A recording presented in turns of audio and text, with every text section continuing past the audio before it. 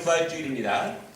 우리 기독교인들이 가장 중요한 날이 크게 말하면 성탄절이 있고 부활절이 있습니다. 주님께서 우리를 구원하시기 위해서 이 땅에 오신 날이고 또 우리에게 부활의 영광을 주시기 위해서 직접 부활하신 날이 바로 오늘입니다. 이 부활주일은요, 단순히 기념하고 우리가 축하하는 것이 아니라 우리는 정말 이 부활의 기쁨을 우리가 함께 직접 나누어야 합니다. 왜냐하면 우리도 죽지만 우리도 부활할 것이기 때문에 우리가 부활하여서 하나님의 나라에서 함께 만날 그날을 함께 준비하는 것이기 때문에 우리는 이 부활절을 정말 기념하는 것을 넘어서 기뻐하고 감사하고 찬양하고 즐기는 그런 주일이 되어야 할 것입니다. 여러분들은 부활되실 것을 분명히 믿으십니까? 네. 우리가 죽지만 여러분 이 땅에서 다 우리는 죽을 것입니다. 우리가 죽는 것이 분명한 사실이지만 우리에게 부활의 영광이 다시 임할 것을 분명히 믿으십니까? 네, 바라기는 여러분 100% 완전히 온전히 믿으시기를 바랍니다. 우리는 이 땅에서 죽지만 우리에게는 이 땅의 삶이 끝이 아니라 하나님의 나라에서 부활의 생명체로서 영원한 안식과 영원한 은혜 가운데 살 것을 여러분 분명히 믿으시기를 바랍니다. 오늘 제가 두 개의 계란을 가지고 나왔는데요. 우리 주일학교 아이들이 있어서 한번 보십시오. 두 개의 계란이 있습니다. 똑같은 계란인데 색깔도 같습니다. 똑같아 보이는 계란이지만 하나는 무정란이고요. 하나는 유정란입니다. 겉으로 보기에는 똑같습니다. 그런데 하나의 계란에는 생명이 없고 하나의 계란에는 생명이 있습니다. 겉으로 보기에는 구별하기 어렵습니다. 겉으로 보기에는 차이가 나지 않습니다. 그래서 겉으로 보기에는 알 수 없지만 하나는 며칠이 지나도 아무 일도 생기지 않습니다. 그러나 하나의 계란은 일정한 온도로 맞춰주게 되면 21일이 지나면 반드시 이 안에서 새로운 생명이 탄생하게 됩니다. 부화하게 되고 부활됩니다. 겉으로 보기에는 죽은 것 같지만 외적으로는 다름이 없고 외적으로는 똑같아 보이지만 하나는 생명이 있기 때문에 부활되고 하나는 생명이 없기 때문에 아무 일도 생기지가 않습니다. 우리의 모습이 그렇습니다. 우리는 겉모습으로 사람을 판단할 수 없습니다. 그리고 이 땅에서 현재의 삶으로 우리의 모든 것을 판단할 수 없습니다. 그러나 우리 안에는 예수의 생명이 있습니다. 우리 안에는 부활하신 예수 그리스도를 믿는 그 믿음이 있습니다. 그것이 지금은 아무렇지도 않게 보이지만 일정한 시간이 지나서 우리 모두가 이 땅을 마무리하고 하나님의 심판대 앞에 섰을 때 예수의 생명이 있는 우리는 새로운 생명으로 부활될 것을 여러분 믿으시기를 바랍니다. 우리가 이 땅에서 고통당할 수도 있습니다. 힘든 가운데 눈물 짓다가 이 땅을 마감할 수도 있습니다. 우리가 이 땅에서 좋은 일이 생기지 않고 어두운 길만 가다가 우리가 이 땅에서 죽음을 맞이할 수도 있습니다. 우리가 때로는 믿음을 지키다가 우리가 어려움을 당할 수 있고 순교를 당할 수 있습니다. 그럼에도 불구하고 우리가 즐거워할 수 있는 것은, 우리가 기뻐할 수 있는 것은 우리에게는 죽음이 끝이 아니라 우리는 바로 새로운 생명으로 부활할 것이고 그리고 우리의 믿음의 형제들과 함께 영원한 천국에서 함께 살 것을 여러분 믿으시기 바랍니다. 우리 옆에 분과 인사하겠는데요. 확신 있는 목소리로 인사하겠습니다. 이렇게 인사하겠습니다. 천국에서 다시 만납시다. 믿으십니까? 아멘. 여러분 오늘 말씀의 제목이 부활, 다시 열리는 열매 이런 제목입니다. 우리 그리스도인들, 부활을 경험한 그리스도인들은 반드시 열매를 맺어야 되는데 부활을 경험하기 전과 부활을 경험한 이후에 맺히는 열매들이 다르다는 그런 말씀입니다. 여러분 우리가 그리스도인들이 맺어야 되는 열매 이런 이야기를 많이 들어봤습니다. 한번 생각해 보겠습니다. 나는 열매를 맺고 있는가? 나는 열매를 꼭 맺어야 하는가? 내가 그리스도인으로서 열매를 맺어야 한다면 어떤 열매를 맺어야 되는가? 열매를 맺어야 한다고 말씀하고 있는데 그것이 나에게 부담스러운가? 나에게 책임인가? 나에게 어려운 일인가? 내가 그리스도의 열매를 맺어야 되는데 내가 마음이 여대로돼 실천하기 어렵고 현실적으로 정말 어려운 일인가? 그것이 나에게 부담으로 주는 것이 그리스도인의 열매인가? 어떤 분들에게는요, 이 그리스도인의 열매가 자연스러운 것일 수 있지만 어떤 분에게는 그리스도인의 열매를 맺어야 한다는 것이 꽤나 부담스러울 수도 있습니다. 여러분들이 우리가 어렸을 때 불렀던 찬양을 제가 한번 불러드릴 텐데요. 이런 찬양입니다. 예수님은 생명의 참 포도나무, 아버지는 포도원 농부시니, 사랑하는 가지야 내 안에 있어 무엇이든 원하면 이루어지리. 이 찬양의 맨 마지막이 이렇게 끝맺고 있습니다. 가지들이 열매를 맺지 않으면 아낌없이 찍어서 던지시리라. 여러분 무서우십니까? 그리스도인들에게 열매는 책임이요 의무일 수 있지만 그 안에 생명이 있는 사람에게는 열매는 당연한 것입니다. 생명이 있는 나무에게 열매는 은혜입니다. 생명이 있는 나무에게는 그 열매가 축복이라는 것을 여러분 믿으시길 바랍니다. 예수의 생명은 죽지 않았습니다. 예수의 생명은 연약하지 않습니다. 내 안에 예수의 생명이 있으면 그 생명은 반드시 싹을 틔웁니다. 그리고 우리가 그 생명의 기도와 찬양과 예배를 통해서 그 생명의 씨앗을 자라나게 합니다. 우리의 섬김과 헌신을 통해서 눈물을 통해서 그 자라난 줄기에 꽃이 피우게 됩니다. 그리고 그 꽃이 피우면 그 이후에 반드시 열매가 맺힌다는 사실을 여러분 믿으시기를 바랍니다. 오늘 이렇게 말씀드렸습니다. 그리스도인의 열매, 다시 맺어야 할 그리스도인의 열매. 여러분 우리가 맺어야 할 열매는 그리스도인들이 맺어야 할 열매입니다. 세상 사람들이 원하기는 그런 열매가 아니라, 세상 사람들이 맺고 싶은, 맺고 있는 열매가 아니라, 그런 사람들이 맺고 있는 열매와 다른 우리 그리스도인들만이, 예수의 생명을 가슴 안에 품고 있는 사람들만이 맺어야 할 열매가 무엇인지, 부활을 경험한 사람들이 우리가 어떤 열매를 맺어야 하는지에 대해서 함께 말씀을 나누려고 합니다. 첫째로요, 부활에 참여하는 사람들의 열매는 다릅니다. 여러분, 예수님의 제자들이 처음부터 능력 있는 사람들은 아니었습니다. 처음부터 그 제자들이 설교를 하며 많은 사람들이 회개하고 하나님께로 돌아오는 능력 있는 설교자가 아니었습니다. 처음부터 손대고 기도하면 병자들이 낫고 귀신이 물러가는 그러한 영적인 은사가 있는 사람들이 아니었습니다. 우리는 압니다. 그들은 연약한 사람이었습니다. 그들은 비천한 직업을 가진 사람이었습니다.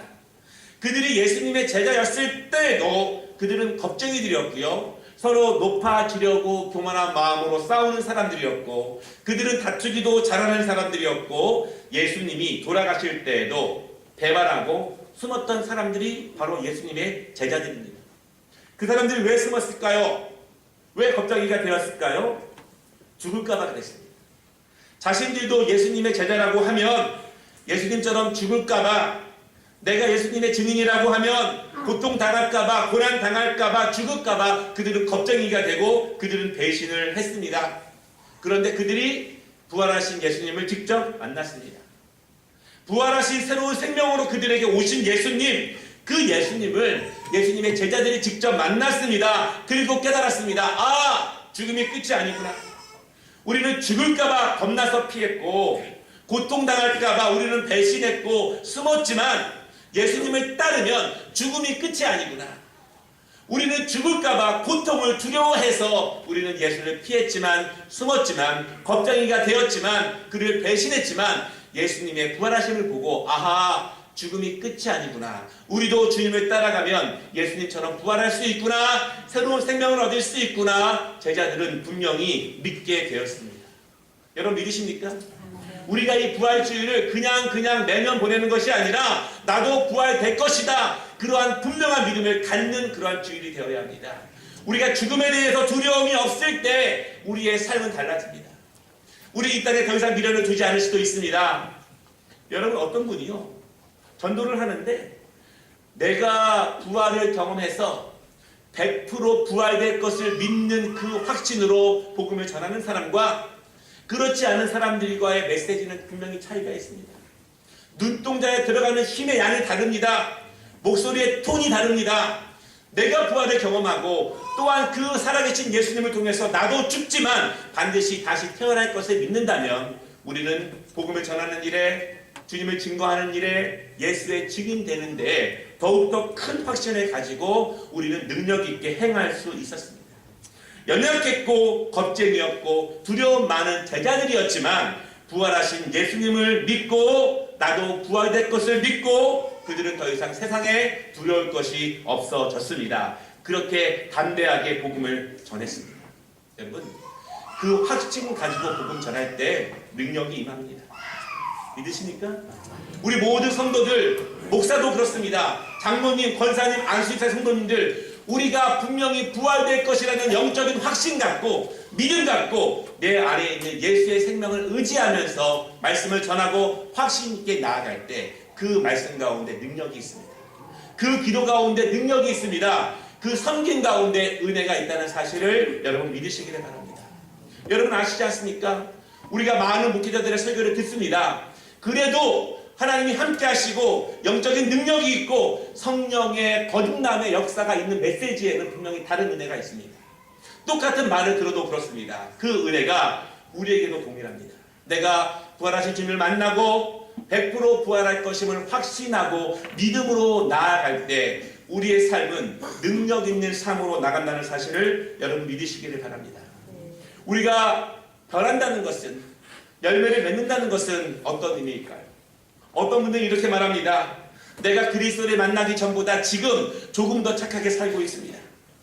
내가 그리스도를 만나기 전보다 지금 조금 더 선한 행실을 많이 하고 있습니다. 내가 부활을 경험하기 전보다 지금 조금 더 인내하고 있고 조금 더 양보하고 있고 내가 조금 더 그리스도인의 아름다운 삶을 살고 있습니다. 이렇게 말하는 사람들이 있습니다. 조금 변한 거예요. 조금 관대해졌고 조금 양보하고 조금 예수님을 닮아가려고 노력하는 사람들이 있다 이렇게 말합니다. 그리고 그 안에서 스스로 만족합니다. 여러분, 그런데 그것은 기독교의 본질적인 가르침은 아닙니다. 성경에서 말하기를 부활을 경험한 그리스도인들은요 완전히 거듭나게 됩니다. 완전히 새로운 피조물이 되는 것입니다. 부활은 50%만 되고 50%만 안 되는 것이 아닙니다.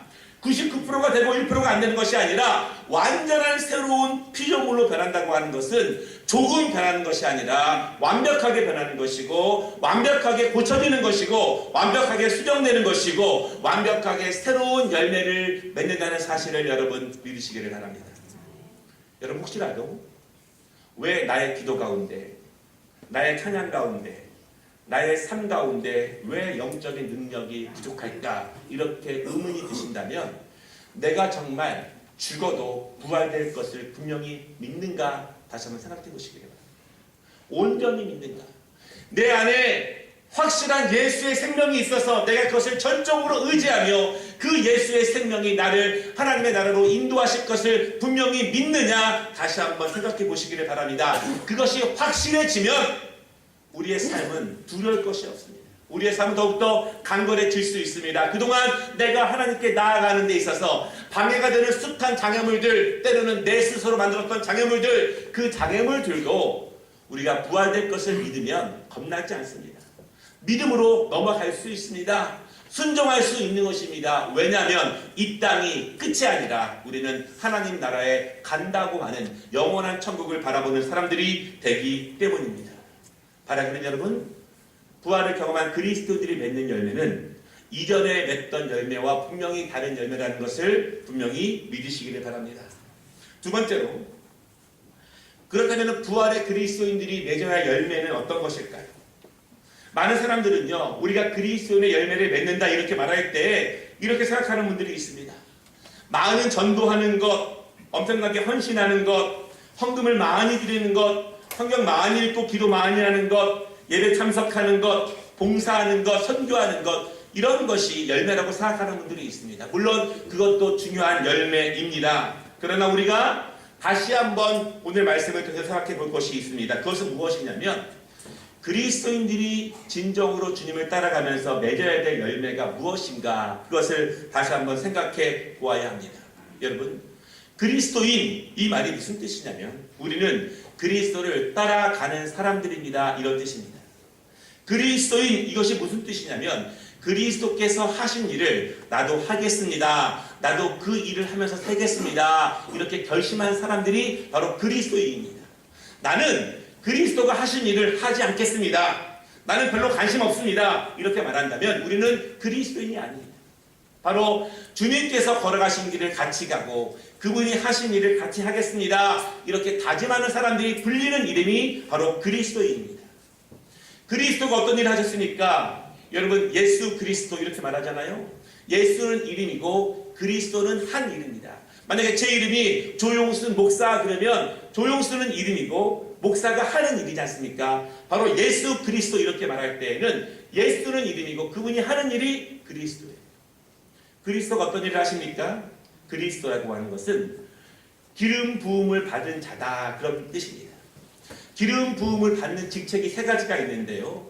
왕이 기름 부음을 받고 제사장이 기름 부음을 받고 선지자가 기름 부음을 받습니다. 예수님은 이 땅에 오셔서 그리스도로서 사역을 하셨는데 바로 그것이 왕으로서 사역을 하신 것이고 선지자로서 사역을 하신 것이고 또한 제사장으로서 그 사역을 하신 것입니다. 우리가 그리스도입니다. 우리도 예수님처럼 그리스도의 사역을 하겠습니다 라고 하는 것은 바로 주님께서 우리에게 본을 보이신 제사장으로서의 열매, 왕으로서의 열매, 선지자로서의 열매를 맺게 하는 것, 그것이 바로 우리가 맺어야 될 그리스도인의 열매라고 하는 것입니다. 여러분, 우리 부활주의를 다시 한번 맞이하면서 그리스도처럼 제사장의 열매를 맺으시기를 바랍니다. 그리스도는 죄인들을 하나님께로 인도하였습니다. 그리고 하나님과 죄인들 사이에 화목케 하는 제사장의 그 사역을 감당했습니다. 우리도 그 사역을 감당해야 할 것입니다. 나를 통해서 구원의 사역이 이루어지고 나를 통해서 죽음의 백성들이 하나님께로 나아가게 하고 그리고 나를 통해서 죽었던 영혼들과 하나님 사이에 그 다리를 이어주는 믿음의 화목자, 복음의 화목자가 되게 하는 것이 바로 그리스도로서의 제사장의 열매를 우리가 맺는 것입니다. 우리는 또한 그리스도처럼 왕의 열매를 맺어야 할 것입니다. 왕은요, 하나님의 말씀을 가지고 이 땅을 통치하는 그 의무와 책임을 가진 사람들입니다. 하나님의 말씀이 이 땅에 규범되게 하고 기준되게 하고 하나님의 말씀이 이 땅 가운데 온전히 이루어질 수 있도록 우리가 통치하는 것을 의미합니다. 그러기 위해서는 먼저 내가 있는 그 가정에서 내 스스로에게 내가 있는 내 회사에서 하나님의 말씀이 규범되게 하고 하나님의 말씀이 기준되게 하고 그것이 하나님이 우리 모든 인류에게 주신 가장 선하고 바른 길이라는 사실을 우리가 믿음으로써 본을 지키며 행하며 나아갈 때 우리는 그리스도처럼 왕의 사명을 감당할 수 있고 왕의 열매를 맺을 수 있는 것입니다. 마지막으로 우리는 그리스도처럼 선지자의 사명을 감당해야 합니다. 선지자는 하나님의 말씀을 있는 그대로 선포하는 사람들입니다. 죄인들을 향해서 뒤를 막고 있는 사람들을 향해서 자신들이 하는 일이 죄인지도 모르고 있는 사람들을 향해서 하나님의 말씀을 그대로 전하는 것입니다. 내 말을 전하는 것이 아닙니다. 그것이 죄라고 하나님이 기뻐하시지 않는다고 하나님이 원하시는 길로 돌아오라고 담대하게 외치는 것이 바로 선지자의 사역이고 그리스도가 그 일을 하셨습니다. 바라기는 여러분, 우리가 이러한 선지자의 열매를 맺으시기를 바랍니다. 내가 있는 곳에서 하나님의 그 복음이 온전히 전파되게 하시고 내 입술을 통해서 거룩이 발설되게 하시고 내 입술을 통해서 성결함의 향기가 흘러 넘칠 수 있도록 그 선지자의 열매를 맺게 하는 것이 우리가 부활을 맞이하면서 그리스도의 열매를 맺게 하는 것입니다. 부활하신 예수님께서 제자들을 찾아오셨습니다. 그리고 말씀하셨습니다. 내가 한 일을 너희가 보았지 않느냐? 그 일을 하라. 나의 증인이 되라. 죽음을 두려워하지 말라. 내가 죽음을 이기고 부활한 것처럼 너희도 부활할 것이다. 그렇게 말씀하셨습니다. 아주 엄청나게 큰 포도나무를 한번 보여드리겠습니다. 포도나무를 보여주세요.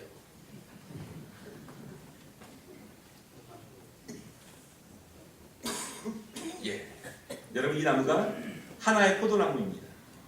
우리나라에 있는 나무인데요. 2013년도에는 2200송이를 맺었고요. 2015년도에는 3000송이를 맺었고 2017년도에는 4,000송이를 맺은 기네스북에 올라간 포도나무입니다. 포도 한 송이도 엄청 크고 아주 맛있습니다. 부활하신 그리스도의 능력이 임한 열매는 이러한 모습일 것입니다.